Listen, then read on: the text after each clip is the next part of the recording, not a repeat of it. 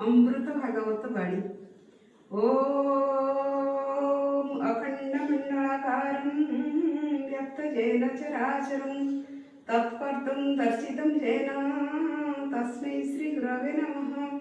नारायणं नमस्कृत्यं नरं चैव नरोत्तमं देवीं सरस्वती व्यासं ततो जयमुद्रेत्। मुखं करोति वाचालं पङ्गुं लङ्घयते गिरिं यत्कृपातमहं वन्दे परमानन्दमाधवं। निगमकल्पतरुगलितं फलं सुखं खदमृतं द्रव्यसंयुक्तं पिबत भागवतं रसमालयं मुहुरहे रसिका भाविभावुकाः।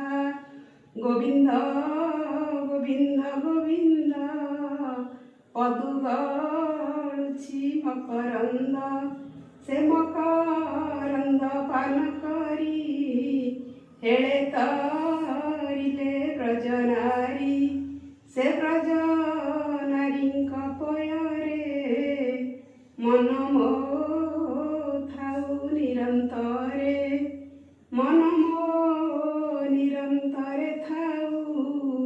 हा कृष्ण बोली जीव जाऊ हा कृष्ण बोली जाऊ जीव मते उधर राधा धव।